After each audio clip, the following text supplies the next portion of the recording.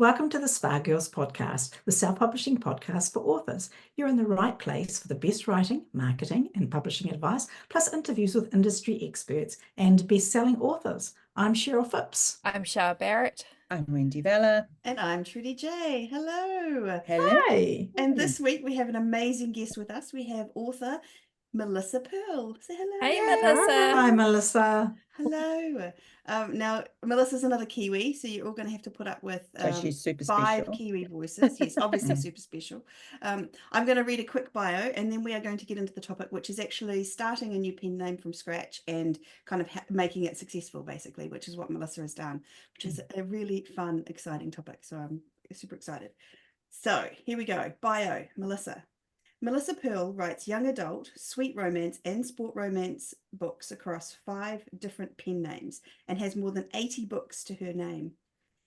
When she's not busy writing, she hangs out in New Zealand with her husband, 2 sons, and their dogs Zippy and Moses. She loves reading and watching movies, spending time with her family, and playing ridiculously long board games. Welcome. Thank you. I added in the ridiculously long. Yes, so you know. you're giving away my inner nerd. So let's start at the beginning, Melissa, and talk about how you got into self-publishing and where all this came from. So about probably around the Twilight era is when I sort of started. I mean, I'd always liked writing. I'd written a few little novels myself, but then when Twilight came around, I just had my son and I was like, what am I going to do when he's napping? I'm so not one of those mums who's like, let's do the laundry and the dishes while my son's asleep. I was like, no, I want to do something for me. So I started writing, and I wrote a trilogy, and then I gave it to people and I rewrote it again because it had feedback. And so I kept rewriting it and learning the craft of writing as I was going. I was putting it out to agents and publishers and just getting rejected across the board. And my brother said to me, oh, there's this new author called Amanda Hocking, and she's putting stuff up she's self-publishing her work and she's killing it. And I was like, oh, that sounds interesting. And because I'd had such good feedback from like the students and stuff, and my husband was a teacher and all his kids who'd read my books really loved them. And I was like, well, I've got something here. What can I do with it? So I studied self-publishing, and to be honest, I didn't really study it. Like, I kind of just did a little bit of research and slapped my books up. And I think my first month I made like $35. You know, like I just really didn't know anything, but I just kind of learned as I went along. And then so I did. So that was going okay. That was Melissa Pearl was my first pen name. And then I read an awesome book. When was that? Sorry to interrupt you. When was it? 2011. I published Golden Blood. Yeah. And then I think I put Golden Blood free, and I got a BookBub ad in like the middle of 2012 maybe, or something like that, and that really helped that series take off. So it enabled me to kind of keep writing, and I was an at-home mum at the time, so it wasn't like there was any pressure that I was supposed to be earning money. It was just kind of something fun for me to do.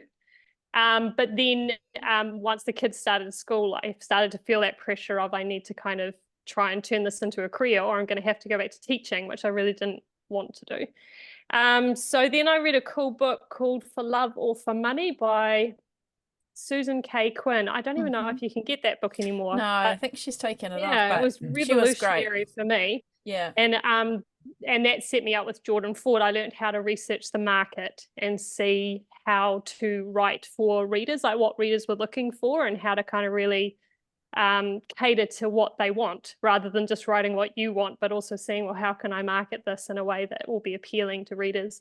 And that's when Jordan Ford started, and Jordan Ford just took off. Like, I don't even know, it felt very fluky. Like, Jordan Ford just did really well for me.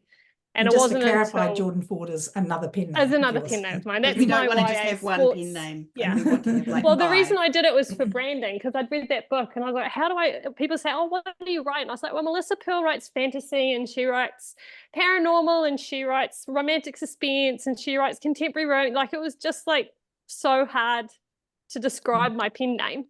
So I decided with Jordan Ford, it was going to be YA sports romance with like an element of mystery and danger. Like, it was just easy to kind of sell it because it was so clear, and all my branding matched, and it had like the sporty vibe, and the font was like the font they have on Letterman jackets, and you know, like, it was just very American sports kind of on brand, sort of on brand, very much. So it was an easy sell. And it did really well. Like, honestly, I don't know what I did, like it just Well, that's did what well. you did, right? That's what you did. Well, I did that, but then I lost it all. Like in about 2018, just everything just started to dip. And then after the pandemic, it's like I went through a couple of years of just breaking even or earning nothing. Like, it just was really hard. And I got into quite a sort of dark kind of funk mindset wise. I'm thinking, oh my gosh, is this it? Is this over? Am I going to have to go back to teaching now? But I love writing so much, and I still have so many stories to tell. And what am I going to do? You know, and it was quite stressful and depressing and everything. And you get into this really stupid, oh, no one wants me and my books aren't good. And you're desperately trying to sort of figure out. And so that's partly why I started Melody Sweet, because it was like this desperate, how can I, make this happen? But Melody Sweet never really took off. And then I started working with Maggie on Sophia Quinn. And Sophia Quinn's done really, really well. We branded it really well. Yep. So Sophia Quinn is one where you've written with another author, and it's a co-authored one that is, what's the genre for it? It's very sweet romance. Like, our tagline is, it's like reading a Hallmark movie. It's very like, it's like country, small town cowboys, city girls coming into the country and negotiating and falling in love with cowboys and negotiating life on a ranch and that kind of stuff. And was Maggie someone you knew before you started that pen name, or was it? I'd worked a bit with Maggie just in like multi-author box sets and giveaways and stuff, because she writes YA as well, and she's awesome and she's gorgeous, and sometimes we'd message each other. And one day I'd been really hoping and praying for an opportunity to turn things around, because like I said, I was in a very desperate place. And the universe heard me, I think, because I was messaging Maggie and I was complaining about how hard it was that my YA books were just tanking, and how do I get them back? How could they go from being in like the top 500 down on Amazon's ranking down to like 150, 200,000? Like, what's happened? How do I get this back? And she was like, you know what? I just don't think they're just not, the market's not vibing there right now. And she's like, why don't we do a pen name in an area that's really doing great at the moment? And so we did that, and it's done really well for us. Kudos to you. And also, can I just say, there'll be a lot of people listening to us that really appreciate your honesty on that, because so often, all of us, it's human nature, we want to hit the high points, right, in the career. We want to talk about the book bubs and the success and the sales. But very often, this is a really cyclical, really roller coaster ride. And so thank you for speaking to that, because it's hard, and it's very hard to pick yourself up when you're in that downward, slump. And I think that roller coaster actually continues until you hit a certain peak, and then you're away. But it can be very, very much so, Well, I think the hardest thing was I thought I'd hit my peak. I was like, sweet, this is it. Like, I've finally made it. And then to lose it all with, like, I was doing everything I was supposed to do. Like, I was doing what I'd been taught and what I'd learned. You're not the only one. We have all heard the this story boxes, before. and why isn't it working? And it's horrible. It And I is. feel like I almost hit a wall, and I actually stopped working for a month, which for me is huge. Like, I didn't write anything. I didn't do I just stopped all my ads, and I kind of went into shutdown mode. Just for a month, because it's like, I think that's the closest thing I've ever come to like a work breakdown. Of just this series that I thought was going to do so well, because the readers who had read it loved it. I just couldn't sell it. It just wasn't, I couldn't move it. And it was really, The worst part to that is you did so well, and then it dropped. And I think that's even worse. I mean, if you hadn't climbed to that grief. peak. Like, I honestly think I went through the stages of grief, of like, because I mean, I try and be really objective about work and talk about my books like a product and stuff sometimes, because if you call them your babies and then you get a bad review, suddenly it's like you take it really personally. It's like, well, it's just subjective. I mean, some readers like your stuff, some don't, doesn't matter. So it's easier to kind of be less emotional about it. But then sometimes it just hits you and you're sometimes you're just allowed to have a little moment. Did you find that with Sophia Quinn's success, that it lifted your other series? I mean, not everybody's going to know that you are all of these people, but Well, I've assuming there was some I've set crossover? up a publishing company called Forever Love Publishing. So if people go to foreverlovepublishing.com, all of my pen names are there. Right. So they can see that I write across genres. But see, my Sophia Quinn readers, there's no match up to like my Jordan Ford readers. They're completely, you know, there's not, there might be a little bit of crossover, but not really. So but which is a good thing that we've kept it a little bit separate, because obviously you don't want a whole bunch of YA readers like muddying up your algorithms on Amazon and stuff. You want to try and keep it quite clean so that you're getting the right readers, or Amazon knows who to advertise to. Who to promote the stuff to. So can you talk a little bit, so I'm just really interested particularly in the picking yourself up again thing, because I think a lot of us can really relate to that feeling, whether it's in publishing or other areas of life where you're just, you know, like you say, you've pulled the covers over your head for the month or so. So was it the co-writing that really got you to kind of lift up again, or was it seeing success with Sophia? What was it?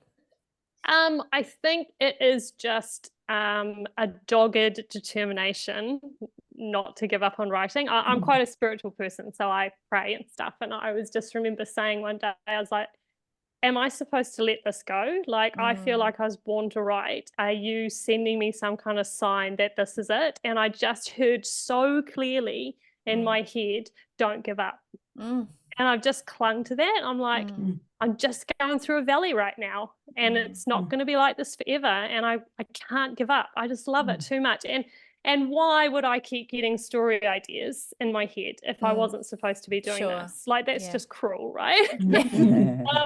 So I kind of feel like I wouldn't keep getting these ideas and being spurred forward and excited about writing a different story if I wasn't supposed to do it anymore. Yeah, I think that makes total sense. So that kind of got me out from under the covers. But I still had that, I was still in that marketing sucks, I hate marketing, all I want to do is write, and that's the only thing I'm good at, and but you know, what's the point of being good at writing if no one's going to buy my books and I can't, you know. So I was still very much in that yucky mindset. But Maggie's really helped me get onto a better mindset path. Like, she recommended a whole bunch of really awesome books to me, and it's amazing how when you start on a path like this, like mindset positivity, how you bump into other people who are into it too. Like, I was telling Trudy about it on one. We have lunch together once a month to talk about writing, but we talk about everything else. And I remember saying to her, oh, you know, I've just read this book by Renee Russo, and she's like, oh my gosh, I love this stuff. And we totally vibe on that all the time, don't we, Trudy? And she recommended Amanda Francis, so I've been reading that. And then I've been reading Jensen, I can never say her last name. She wrote that book. Jensen Zero. Yes, You Are a Badass. And so I've started getting on that train, and like Maggie was the one who kind of guided me into that thinking. So to work with someone like Maggie, who's really into positivity and just believing and deciding, she's like, you know, Sophia Quinn's going to do great. Like, that was the decision, and it just was going to be, you know, and it has been, it's been awesome, and she's so great to work with. And so it enabled me, when I started up my new pen name, which is going really, really well, to just say, you know what, this is going to be awesome. Like, I've just made the decision, and it's going to do great. And I mean, sure, I've done the work, and I've made in my opinion, made wise decisions on how I've gone about it. But even just having that confidence to be like, this is going to do well, I've just decided. And so now I'm doing work on all of this backlist, like all these books that suddenly weren't selling anymore. This year, I'm going to start selling my backlist too. Like, I've just decided that my backlist, there are readers out there who have not read that stuff, and they're going to love it, and I'm going to find them this year. I've just decided. So I don't exactly know how that's all going to unfold yet, but it's going to happen. Can I just, for anybody that's sitting here wondering or listening, it's Maggie Dallin, isn't it? Yes, it's Maggie Dallin, who is amazing. She writes the sweetest, most gorgeous books, and she's the most amazing person to work with. So I feel very, very blessed to have her. I'm sure she would say the same thing back at you. Just saying. So that's cool. So that was the kind of journey up to Sophia Quinn, and then you went, I know, the thing I need most in my life is another pen name. How am I gonna, like, can you talk about that? Because I think we talked about it quite a bit before you did it. And there was a reasoning behind it, like that you did it on purpose.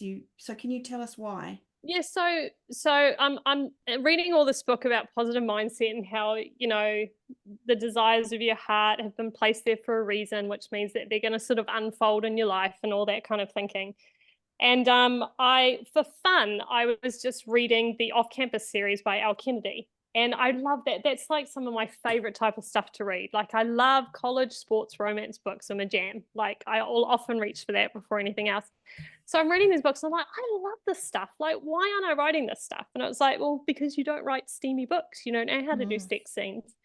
And I was like, yeah, but I really love reading this stuff.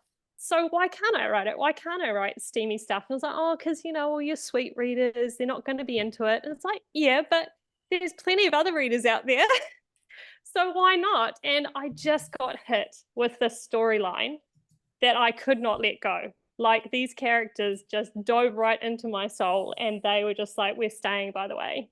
So, you know, you're going to need to do something with us. Deal with it. And and like, honestly, within the day, I had the first book written in my head. Within the week, I had a 4-book series done. And within 2 weeks, I designed an entire world. So I've got like 16 books already that are just waiting, you know? And I was just like, this is for a reason. Like, there's no way I'd be feeling so passionate about this story if it wasn't meant to be. And I was like, you can't write it under Jordan Ford, because Jordan Ford is your YA. So I've done a little bit of NA with Jordan Ford, but it's sweet.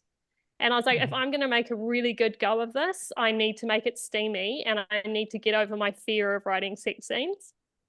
So I decided to, I thought, you know what, I'll do a pen name, and I'm going to do it really well. And I'm going to take all the stuff I've learned over my last 10 years of publishing, 11 years of publishing, and I'm going to just apply it the best way I possibly can. And that's sort of what I've done. I've just tried to take everything that I know works and just do that really well. Yeah. Fantastic. And thus Katie Archer was born. Katie Archer was born. Even finding the pen name was fun. I was like, I want a pen name that sounds really sporty and fun. And, you know, so I did the whole researching, and I think I came up with about 15 different ideas, but I settled on Katie Archer. And then I Googled Katie Archer to make sure that there's no other authors called Katie Archer and all that sort of stuff. But yeah, Katie's my girl. And it's really interesting because you've had so many pen names. Maybe it's something that because I used to think I could just slam any old name just on the cover and it won't really matter, but actually Katie Archer is, you know, like, it is a very sporty sounding name. Like, it does fit the genre to me. Absolutely. Even Melody Sweet, you know, like you kind of quite same with Sophia Quinn was I was like, Sophia Quinn, I was like, we need something soft and kind of gentle, girl, gentle, kind of, you know, and the Quinn is very, you know, it's got a very country kind of sound to me. And the Sophia's very gentle. The name's gentle because we were writing very sweet, clean stuff, whereas Katie Archer's got more of a punch to it. Yes. You know, and so and then just doing the branding and everything's been fun. And I came up with a fun line called "Love is a Game Changer" because I was trying to sort of bring in the sport. Nice. I was like, you know. Go yo. And it's been fun building the website. Like, every part of it's just been so fun. And I think, and it's been fun to kind of go, well, who is Katie? What's her persona? And so, like, with my newsletters, I'm just totally using all the things about myself that I just really love. Like, I'm just making silly statements and I'm making up words and I'm putting in lots of gifs, and it's just fun. Like, it's just fun to kind of do it all with abandon, you know, and not be so sort of, I think, with Jordan Ford, I love Jordan Ford, by the way, but there was that sense of slight desperation, like, oh my gosh, this has to work or I'm screwed. Whereas with Katie Archer, because Sophia Quinn's doing well, it was kind of, I heard this really cool podcast the other day, and the guy was talking with, he's like, do things with or without you energy. It's like, this is happening. If you want to be part of it, come along and join in, but it's happening either way. And it's such a different kind of energy to approach something with. And so with Katie Archer, it was like, these books are happening. If you don't want to be a part of it, you are missing out, but that's not my problem because this is happening. So everything about it's got this very much with or without you energy. And I can feel it as I'm talking. I can see myself using my hands a lot and getting all excited. But yeah, it's got such a cool energy, this pen name. And I love, and my newsletter is growing. Like I'm getting like 10 new subscribers a day, which I've never sort of had before. Like those numbers for me are huge. Like being able to check my dashboard each day and seeing I'm making a profit each day, having gone from making a loss most days or breaking even to suddenly checking my dashboard and go, oh my gosh, I made money today. This is so exciting. So love that. Yeah, that's awesome. So let's go back to so you've got the name and you've got the storyline and you probably wrote the book in 5 minutes. Not to sound too, like bitter or anything, but but wow. so, and you wrote the book kind of all right, it's fine, I'm not bitter, it's okay. And you wrote the book actually knowing sports romance, knowing the genre really well, and having a really strong sense of who Katie Archer was and who the brand was. So those are all things that were in place. So we'll take that as done. I do think it's really important to research your genre before you write anything. Like I'm not saying that you've got to rewrite your book and make it all rigid to fit this genre. In fact, one of my reviews, the early reviews that came through was like, this is like no other hockey romance I've ever read. And I was like, oh no, is that like a bad sign? But then I decided, no, that's really cool because she loved it. And it meant that she was kind of looking for something within the hockey romance that was just a little bit different, and that's, I was able to provide that for her. So, but I do, like, I've read lots of hockey romance and I kind of got a really good feel for the types of language that the authors were using, the way the characters spoke, what the readers were kind of loving about these characters, like found families, huge guys who are like dude and bro and all that kind of stuff, and like that whole protective guy, let's look after the girl, all that kind of stuff that I love about hockey romance is what I've been able to put into or sports romance. I'm kind of selling it as college sports romance because I don't want to just write hockey. It's just that hockey's really hot right now. So I was like, well, I'll start with hockey, but then I've also got like a football series and a basketball series that I want to write as well, but all within the same world. So you'll still see some of the hockey bros in the background and stuff like that, which readers really love. Yeah, that's cool. Love it. So then you've written the book. So what did you do next? Like, what are some of the things that you've learned over time that you were like, right, I'm going to make sure this happens for me? Yeah. I think one of the decisions I made, and I'm really grateful I made it, is I had the confidence to delay my release. Because I think I finished writing the book in like September, and I thought, no, you know what? I'm not going to release it now and I'm not going to release it in a few months when I'm battling like, Christmas traffic. I'm going to wait and I'm going to release it in February. So I put it up for pre-order in October. And some of the other things I did, which I'd never done before, and I highly recommend doing it, was I watched Sky Warren had, I did take her course actually, which was really good. I don't think it's available anymore, but she talked about doing cover tests, using Facebook ads to do cover tests. Yeah. So I asked my cover designer, I said, look, I'll pay you extra if you want me to, but I want 5 covers. I want a male, I want just a female, I want a couple. Oh no, it must have been 4 covers, and I want an object cover. And I'm going to test these on Facebook. And so I was willing to spend some money to find out this information. That was another mind shift, as I always used to be. Because with Jordan Ford, I think I got really high up in the ranking. I was earning bank, only spending like $40 a day on Facebook ads. Like I kind of felt like I just kind of hit a little pot of gold, and then everything changed and suddenly Facebook ads were costing heaps. And then I got afraid to spend money. And so, but with Katie Archer, was like, I have got a budget of 5,000 American dollars that I am willing to invest to get Katie off the ground. And like, I've already made that back in the first month. Like so I was willing to spend money to do cover tests. And then I did a blurb test. I wrote an initial blurb. Then I sent it to Maggie and also sent it to Trudy. And then we worked on it together. And then I ended up having 5 different blurbs. Some of them were almost exactly the same, just a couple of words tweaked here and there.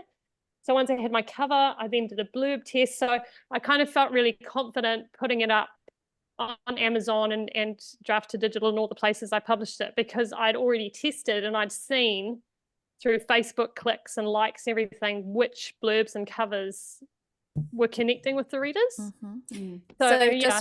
just to clarify, so you're sending those people that clicked on the ads to the pre-order. That's how you're testing what did I do? I don't think I had my pre-order up yet. So I must have just sent them to a website page. Yeah, I think I just set up a website page and said, look, if you're interested in this, you can download a 4-chapter sampler. I think I put the first 4 chapters up. And you will be the first person to find out when this releases. Oh, lovely. And, you know, kind of that whole waiting list feel. People love that. They like to feel like they're part of something that's new and exciting. And I was on the wait list, you know, that kind of thing. So they put your email. Set up a web page with I set up just a newsletter. Sign up. Yeah. Brilliant. Because you don't have to newsletter. You could send it to them to a Goodreads page or something. But because I was testing the cover and I was testing the blurb, I think I just had made up just like a kissy image with the title. Sure. And as my image, and then the newsletter sign up. And then once I had the actual cover, which ironically was actually the image that my kissy image was the one that won. Which is pretty cool. Oh, interesting. So yeah, it was really cool because I thought people might be into object covers or the bare-chested man, but no, they liked the kissy image, which is cool because that was my favorite too. Yeah. Yeah. Was it a clear winner, or was it a kind no? of... It was a kind of a tie with the bare-chested guy. So I ran a second set of tests using those two, and but then the kissy image kind of nudged ahead in the end. The object cover did okay too, but I used the object cover to, that's another thing I did, which I hadn't planned to do originally, is I decided to write a little prequel novella, which I put online for free in October. So it meant people could, it's called the Hockey House V Cards, and it's basically 4 10,000 word stories within the one book, and it's just how about each of the guys at Hockey House lost their virginity. So they're sitting around a table chatting, drinking beers, and then they start telling their V card stories, and it just goes back in time and does a flashback of how but it also shows readers a little bit about who the characters are. So the readers are like, oh, I can't wait for Casey's story, which is like book 3. Right. Or I loved, Liam was my favorite. I can't wait for his story. So that kind of got that kind of energy going around the series, which is really cool. Such a cool idea. I love that idea of having that cast almost as a teaser, you know. Yes, and that really helps. So that, and then they could get a 4-chapter sampler of the first book, because the first 4 chapters for The Forbidden Freshman are really hilariously funny and engaging, and you get to see the character dynamics really, really fast. And people fell in love with Michaela and Ethan quite quickly because they just tease each other the whole time, and there's all this banter, and it's quite fun. So that really got readers into it, which was cool.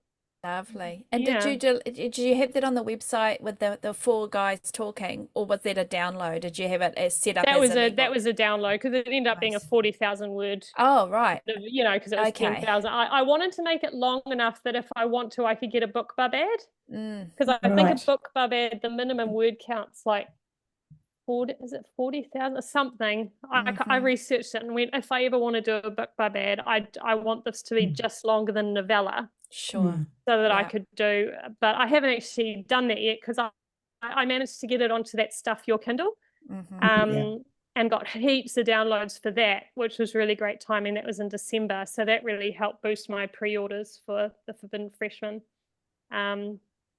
And I think I want to save up a BookBub for Forbidden Freshman and try and get a 99-cent deal on Forbidden Freshman, but I'm going to wait until after the 4th book comes out now, I've decided, because I don't have any releases in June. So it's like, well, I could do a BookBub in June, so that'll give me another little boost. So the Forbidden Freshman is book 1? Book 1, and that was the other reason for my delay. So I thought, I'm not going to just release this as soon as it's available. I'm going to wait, because I want to try rapid fire release for the first series, because I do think that really helps with momentum, especially if it's a brand new pen name and you're really trying to get off the ground. So I wanted to allow myself enough time to be able to basically finish 3/4 of the series before I published book 1. So it meant by the time book 1 was going live, I already had book 2 up for pre-order, and it was done. It was ready to go. And then book 3, I was just in my final editing stages. I'm currently writing book 4, and that's coming out in May. So it's just given me lots of time. Like there's not that stress of, oh shit, I've got to pre-order and I've got to get this done. And I want time. I want to be able to send it to my editor. And if she's got big changes, I want time to be able to change those. And, you know, I don't want to feel that panic rush. How big are the books? The first book's quite the longest I've ever written. That's 100K. But, wow. It's a chunky monkey. Yeah, nice. It is. Hockey romance, But the others are all around the 85K, which is normal that's about normal length for me. Yeah. And are you publishing wide or are you Amazon exclusive? Did, which is new for me because I've always been a KU girl. But as I was going into this, like I said, I was trying to look at it, going into it with confidence that this was going to do great. And all the authors that I've kind of seen that are doing really well, like millionaire self-published authors who are making bank, none of them are in KU. A lot of them are wide. There are some authors in KU who are doing really well. You know, I'm not saying one's better than the other. Yeah. From just what I'd observed, I wanted the independence of wide, and that's scary when you're only doing KU. And I have had moments of, have I made like the biggest mistake? Yeah. Because 100K words in KU, that would actually bring in a pretty good income, you know. But I just decided. I just felt in my gut, it's like, be brave, go wide, just do it. And it's also given me the opportunity to set up direct sales. Yes. So, and I mean, I don't get heaps of direct sales, but I probably get about 2 or 3 direct sales a day, you know, and that's brought in, I think last month it brought in about $300 or $400 for me. That's, that's nothing wrong cool. with that. Exactly. Yeah. And I mean, there's your advertising budget, right, for the month. Yeah. So. Yeah. And Maggie actually said to me, she said, you know, since going to do direct sales, she said, I'm actually finding that my sales on Amazon have gone way up since starting up direct sales. So people are obviously seeing her ads and going, oh, this looks cool.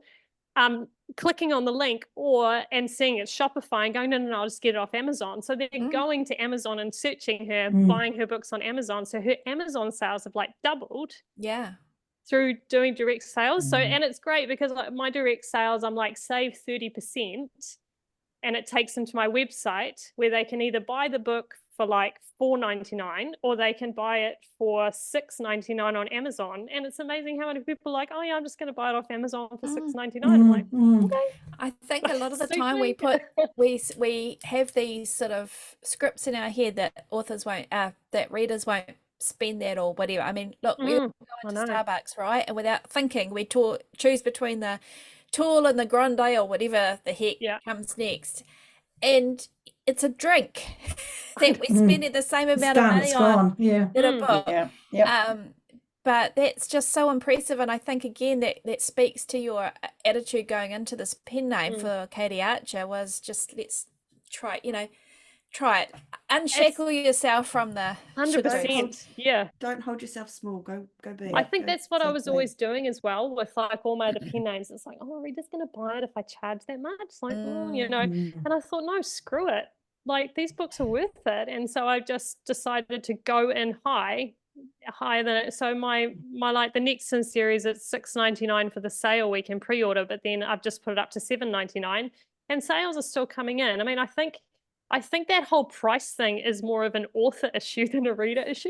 Yeah. You know, I think it's our problem, and we need to shift our mindset. Because we're self-published, so therefore it's worth less than anything why? else. And my husband was saying, you know, by pricing it higher, you're really sort of saying this is the quality book. Yeah, and I was absolutely. like, yeah, you're right, you know. So I'm actually going to be putting up my prices across the board on all my pen names, but I decided to start high with Katie because the expectations are really high. Like I think one mistake I've made with some of my other pen names is I've done sales just too often, and so people are like, oh, she'll give it away for free eventually, I'll just pay for whatever, you know. But with Katie, I'm going to be very selective about when I do sales and that kind of thing. And like another trap that I get caught in, and I still have to fight this a little bit, is checking your ranking. Like checking your Amazon ranking. I'm really good at doing that. Checking my Amazon ranking and then attaching emotion to it and going, oh, it's gone down, you know. But this time, because it's wide, it's like, well, the ranking doesn't mean as much. No. And then you get to go check the other platforms, and like, check the other. And I mean, sure, my other platforms aren't selling as much, but that's still bringing in income.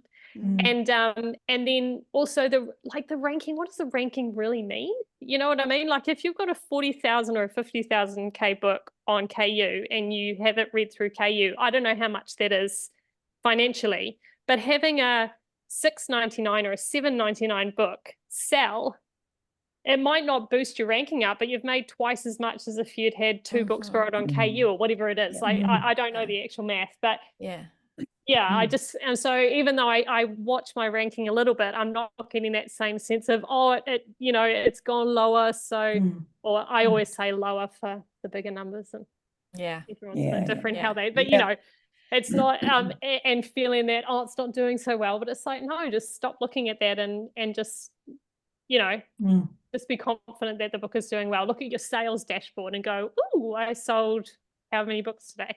And I'm trying to celebrate each sale, because when you write fast, I don't know, Wendy and Cheryl, if you feel this way, when you write fast and publish quickly, it's really easy to go, just publish another one, move on. And I'm trying really hard to go, no, you published a book. Let's be excited about that, you know? I didn't publish that fast, but you know, I know what you're saying. It's easy to just move on to the next book. It is, because you've got the next book lined up and kind of ready to go.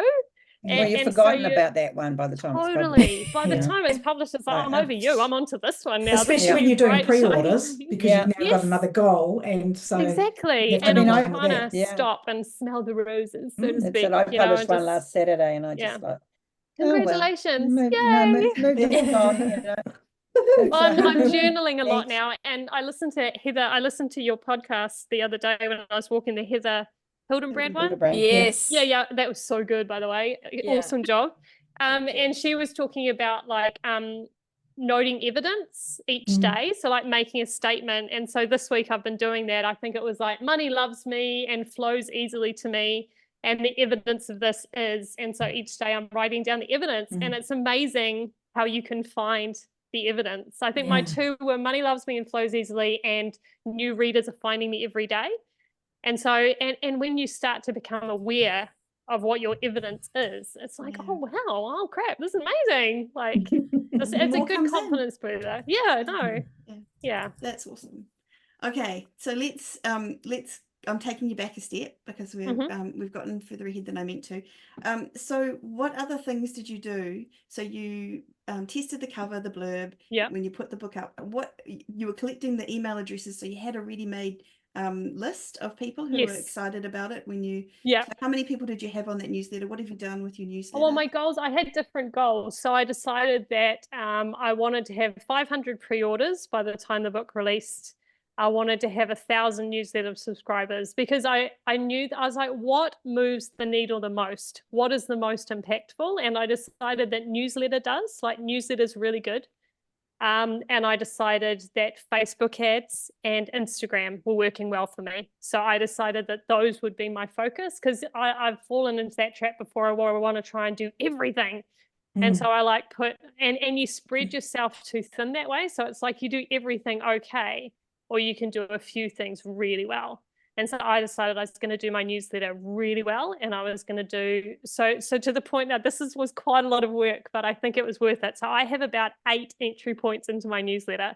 So you can sign up on my website and get a 4-chapter sampler for the Forbidden Freshman, or you can sign up in the back of my free prequel novella, or you can sign up in the back of the Forbidden Freshman and get a bonus epilogue that I'd written. It was in the release, it was available for release week, and then after release week I took it out and made it a newsletter sign up.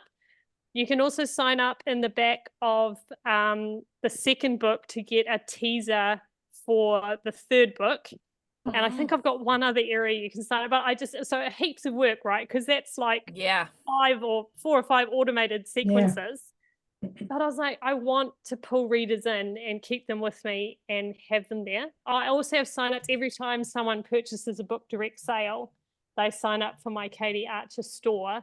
So like when the third book came up for direct sale and pre-order, I emailed them and said, by the way, the book's up. And I think I had like 12 direct sales that day. And I was like, well, that's cool. You know, like there's only 110 people on that list or whatever. So to have that's 12 direct great. sales in one day, I was like, wow, that's awesome. You guys are amazing. Thank you. You know, so I put in a lot of effort for my newsletter. And at the time when I was making yet another automated sequence, I was like, why am I doing this?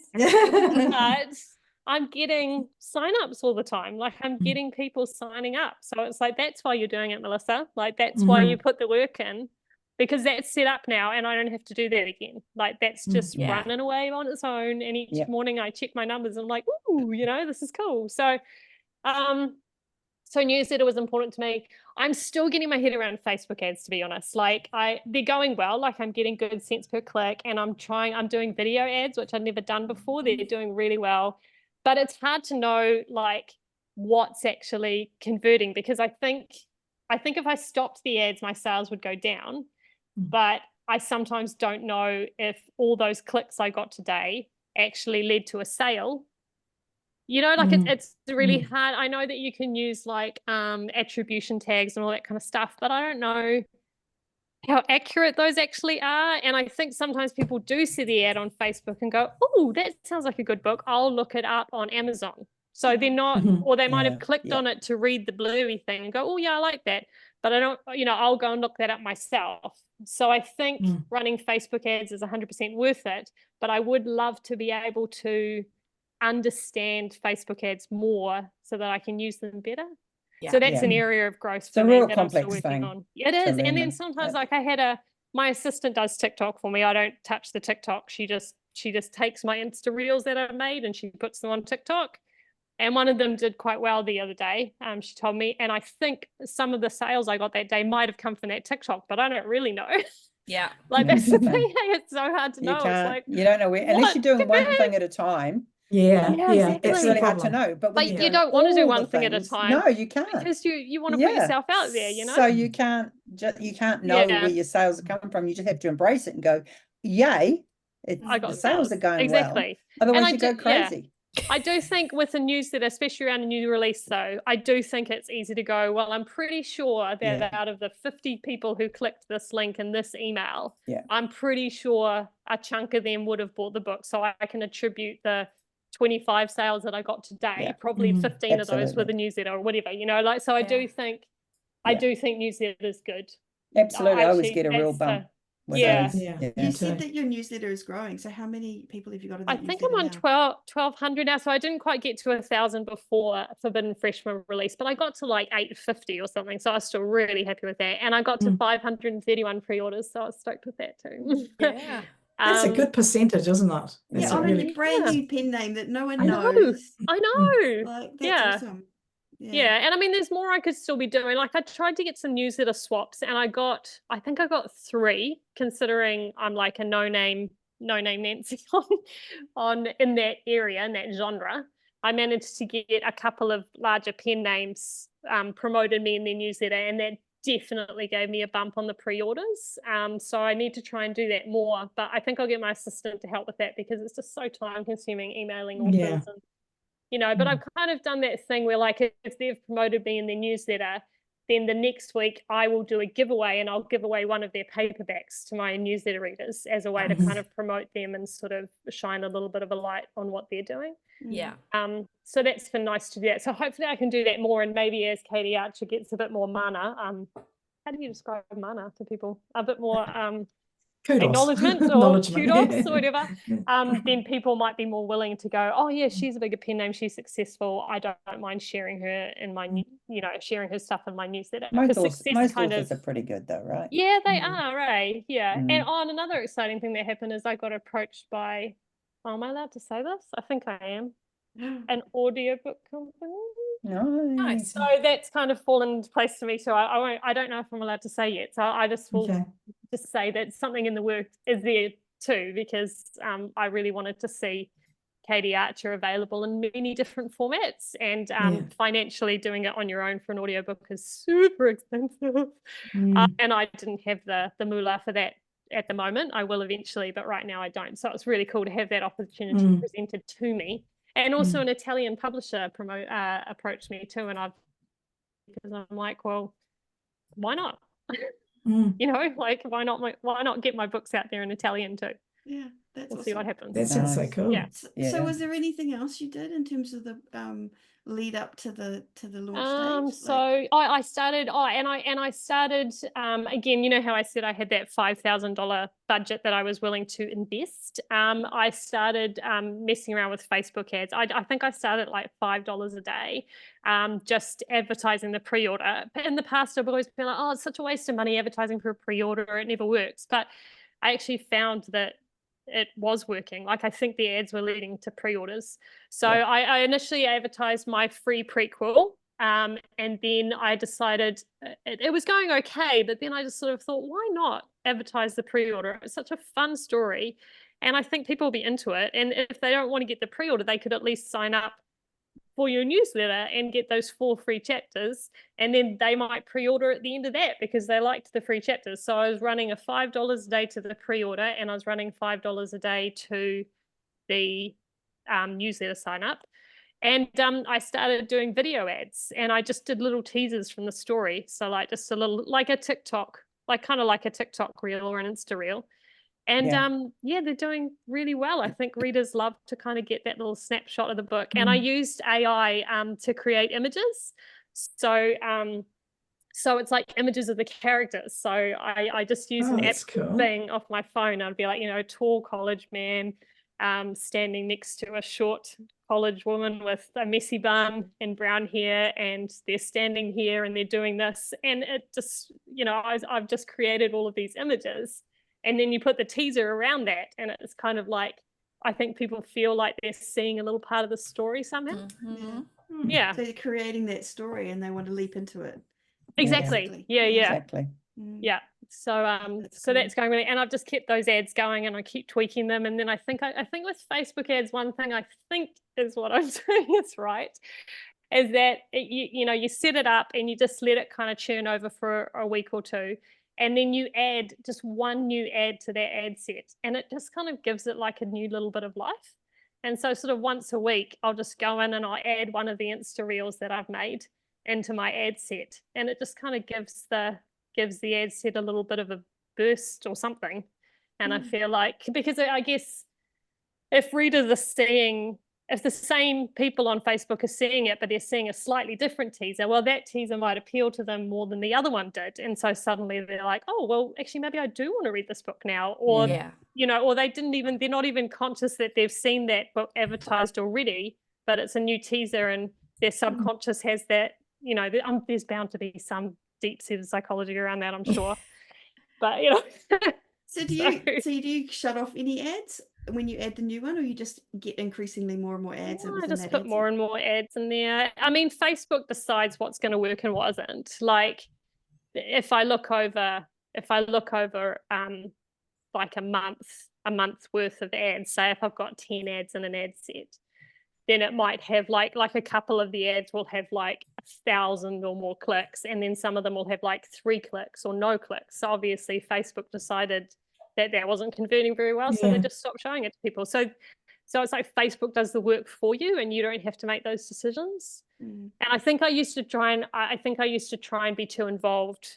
Like when I was doing Facebook ad years ago, I would decide what needs turning off and on and stuff. And after doing that Sky Warren course, I've just realized that actually Facebook knows what they're doing. And I've kind of left more it up so to now them. too. And it doesn't sound like it's changed. AI has made a big he was saying that true, that the AI within Facebook has kind of amped it up now, and cool. You can just let it go and do its own thing much more than you used to be able to. You don't have to tweak. So if you do tweak, it doesn't affect it as much, I think I would love to just leave Facebook alone and just let it do its thing and just churn over each day. But I do notice that if I leave it for more than a week or so, I feel like maybe I feel like it's got the potential to go stagnant. So just adding like one little new ad, and all you've got to do is like duplicate an ad and then change the video and change the text, and then it's done. Like everything else is set up. So it honestly takes like 2 minutes. But it's just enough to, because I just noticed the one that I put up yesterday. So I added a new teaser yesterday, and admittedly, I don't think I've added a new one for a couple of weeks. And it's getting like 3 cents, 4 cents a click, and getting like really good conversion, heaps of likes just in 24 hours. I'm like, oh, so see, I didn't even know that was a teaser that I didn't think was actually that good. but You they've can't- gone for Who it. knows know, what right? appeals? Well, you don't. That's the Nice. thing. I mean, so it's that's why I did the cover tests and why I did the blurb tests. Like, I honestly thought with the cover test, I thought the bare-chested guy was going to win by a country Hands down. mile. Yeah. And it wasn't. They wanted the kissy one. And it's great because the kissy one's way more emotive, I think. Although the one bummer about that is I can't use it for my Facebook ads. So I can't put the cover on my ads. But my cover designer sent me just like a little logo of just the text of the title. Yeah. And I just put that in the corner, and that seems to be enough. Nice. Yeah. Nice. So there's ways Nice. around it. Yeah. Yeah. You But doing I it- yeah. Yeah. Sorry. Do you do Amazon ads as well, Melissa? I've lost I'm going to say lost. I know I shouldn't say lost, but I have lost a lot of money through Facebook ads. So I've kind of Amazon? avoided it on Amazon. Amazon ads, not Facebook, sorry, Amazon. I used to use them a lot, especially when my books were in Kindle Unlimited. So I actually do have Amazon ads running. I've got one going to our Sophia Quinn box set, and that is doing so well. Like that's just found its little home, and it's doing great. And it's because of the page reads, right? So we've got a 7 books box set. And so the page reads on that are really high. So it gets us a really, really good return. So I think I spend about $20 a day, and it's making about $45 a day, Nice. in page reads. So it's 100% worth having that churning over. But I think I've also given a lot of my money to Amazon ads. And so I thought with Katie, because it's not in KU, because it's wide, I'm just going to play that one a bit more cautiously. And I thought I'm just going to give my money to Facebook to start with. I'm very tempted because there's so many great pen names, right? On so many great authors on Amazon that I could target specifically. But also a lot of those authors are in KU. So there's a high chance that people would click on my book, which would cost me money. And then they go, oh, no, it's on KU. I'm not going to bother. Yeah. So, and I'm also finding that I'm not even going directly to Amazon with my Facebook ads, even though Amazon's my biggest seller. I send them to my website, and I think that way they can choose to direct sale, or they can choose to click the Amazon button and buy it that way. But because they say that, if you send them to your website, you lose 30% of your clicks, because for every extra click a person has to make, you lose them. But I was like, but my website's so pretty. And I think that I can put in all my quotes, and I can make it look way more appealing. And maybe that, I don't know if that keeps my cost per click down. I did do a test. During release week, I ran one set of ads directly to Amazon and one set directly to my website, just to see if there was any comparison of price and all that kind of stuff. And I personally didn't see any huge shifts. So I was like, well, I might as well just keep going back to my website. So I send them to my website, and then I might get some direct sales out of it. Yeah. And then I get their email information, and I have a direct line to these people. So are you sending, so all of your Facebook ads is sent to a website page? Is there a button to go to Amazon if they want to? Yes. And then a button to direct sale and so at the top, I'm guessing most of them go to mobile, right? Because that seems to be so at the top of the page, there's like buy direct, save 30%, start reading right now. And then if they scan down underneath that, it says, or you can buy from your favorite bookstore. And I think I've just got like the 5 main ones. I've got Amazon and Apple and Nook, Kobo and Google. And so they could click on one of those. And then underneath that, I've got the blurb for the book, and then I've got some quotes. And then at the very end of that, I've got buy now, which would send them to my direct sales page. As well. Cool. So, and it also means when I'm doing because that's another thing I did when I set up the pre-order, I also set up the direct sale. So it's like you could pre-order now, or you could buy it now, save 30% and start reading it today. So that's another thing that's been quite good. So I've gotten some good, direct sales that way. And another thing I've done is at the end of every book, there's a chapter written from the perspective of the main guy from the next book. Ooh. And it's a bit of a cliffy. So like you finish up your story with a couple, and then the last chapter of the Forbidden Freedom is a story from Liam, and he opens the door to this woman who's obviously clearly upset. and that's how the story finishes. And the girl is the best friend of the FMC from the Forbidden Freshman. So readers like, oh my gosh, Liam and Rachel, oh my gosh, I have to read it. And then the ending of the second book, the chapter is from Casey, who's the third book, and it's got quite I won't say what it is, but it's quite a shocking revelation at the end of that chapter. So people are like, oh my gosh, I have to read that now. So Brilliant. I think that's quite helpful. It's a way of having cliffhanger without upsetting the people. Well, that's the thing. You because get they've already had the story. Exactly. You get your happily ever after, but then you get a cliffy for the next book. And I think that works quite well. I've done that a bit with my Jordan Ford stuff as well, and it's always served me really well. So with the next book, do you repeat, but do you use that same, or do you start it in a different way? I have, so I've started it slightly differently, but I've repeated that scene, but I've done it from the girl's point of view. Nice. So they're still seeing the same scene, but they get inside someone else's head. So it's like reading a different scene. Yeah, which is also, I think, important because you don't want them to think I've already read this book if they're looking at the look inside. So you want to, And actually for the third book, I went back in time and I was like 6 weeks earlier and I showed a part of the story that was quite important, and then I brought the readers forward to the present. So that's what I did with the third book. So how do you manage all your different pen names now then, Melissa? Are you actively working on all of them, or are you focusing purely on Katie and Sophia? Yeah, that's a really good question, because I think this is an area that I'm struggling with a little bit, if I'm honest. I do not have enough heads or hands to cope with it all. So I'm really having to let some stuff go, which makes me sad, but I'm only one person. So I do have my assistant, who is amazing. So she posts on my social media for Melissa Pearl and Jordan Ford, and does some Katie Archer stuff for me as well. So she's doing that for me. And then Maggie does our social media for Sophia Quinn, which is great. I do the Amazon ads. She does Facebook ads and social media. I do the newsletter. So we try and sort of divide it up that way. So I still do a newsletter for all of them, which isn't too hard. But I've had to drop. So for Katie Archer, I send out an email a week. But for all my other pen names now, I've dropped it down to once per month, because it's just too much. So if I was having to write 5 emails every Friday, oh my God, I can't do it. So I've dropped those down to once a month. And with Jordan, I would love to write some new stuff. I've got some books for Jordan Ford that I really want to write, but Katie's doing so well, and I want to. And Sophia's doing well, so that's kind of where I should be putting my energy. That's a bit of a no-brainer. So it makes So I don't know how I'm going to find the time to do some more of my Jordan Ford stuff. And to be honest, my last 2 Jordan Ford series did just not. They just didn't move the needle. I sold some, but they just weren't doing great. So it's like, well, why am I?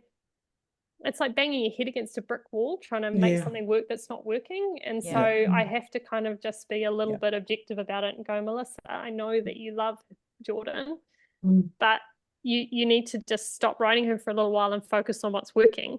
And there might be a time for Jordan later. Again, absolutely. you never know. So it's still a business. And you have to, you do, and it's practical. harder because I'm more of I'm a bit of a softie sometimes. I was talking about being objective before about books, but I do Jordan is kind of like a bit of a baby for me. But I am taking her wide, so that's what I'm doing with her this year. So that's my focus, is trying to take Jordan out of KU and put her wide and set up direct sales. So that's kind of so I feel like I'm still doing a little bit of stuff for her, even though I'm not producing anything new. Melody Sweet, I've just had to let go because I just can't do everything. And Melissa Pearl, I'm trying to take wide as well. But again, just finding the time to do it. It's so time consuming. It sounds like such a single thing to do, but it's not. It's not. I think it would be really great to hire one more person. I would love to get a second assistant and just sort of say to them, okay, you just take all my Melissa Pearl stuff and you just take it wide and you set up the ads and you do all of that, because I know that if you want to grow, you need more people in your team, you know, and Rachel and I, my assistant and I, can only do so much. I mean, she's got other authors that she looks after. I can't keep piling more and more work on her. So that I've put that into my dream box. It's like another assistant. I would like another assistant. I don't know how I'm going to find them. I don't know how they're going to come to me, but it's in my dream box. So at some point I'm going to have my backlist assistant who's going to come into my life and get my backlist cranking. And it's quite a good idea to actually have that in mind of what they would do. Because, you know, often when you get to the stage where you're thinking of an assistant, you think, what actually could I pry out of my hands that, you know, I don't feel some attachment to? Well, that's the thing. It's about being willing to let it go as well, right? Yes, and and I just feel like it's such a shame to have these books that are just sort of sitting there, and I make a few sales every now and then with them. They're not completely dormant, but they're not thriving, and I would just love to see my backlist thrive, because I feel like with 80 books I should have a freaking empire, you know, like I should be bringing in a ton of money every month, and it just seems a bit wrong that my backlist is not doing that for me. But that's because I haven't invested the time or the energy or the money into it. So I just keep doing new pen names. Obviously, like bright, shiny new things. Scattered yourself a bit thin there in the background. Actually, when I did the have you guys done the Clifton Street? God's sake, no. Some of us have. Stop. We're just going to start rocking any minute. When I did that, I think one of my top 5 was the one about being a developer. That makes sense. I'm obviously very good at getting things from nothing kind of off the ground and churning. Yeah. But I'm not very good at like taking it to the next level. So that's where I need to bring someone into my team who's like strategic and go, okay, this is how we get you to the next level. And I don't know how to find that person. Because I think a lot of PAs or VAs are very good at you telling them exactly what they need to do, and they will do that thing. I need someone who's going to say, Melissa, this is what we need to do. This is what I think is going to be really useful for you. So it's just hard to find someone like that. I don't even know how, but the request has gone out to the universe, so we'll see what happens. That's awesome. Very cool. Okay, so I think we're kind of rocked up to almost an hour here, so I think we need to wind up the interview. I mean, I'm sure we could go on for hours here. Like, there's so many things to talk about and so many different things that you've done. Is there anything else that's really, really important that you think has been part of this process that you need to mention to our listeners? I just think that if you want to start a pen name, you just need to do your research, and you need to really figure out who the pen name is catering to and what they're looking for, and then just really embrace that. Do you know what I mean? So just do your homework.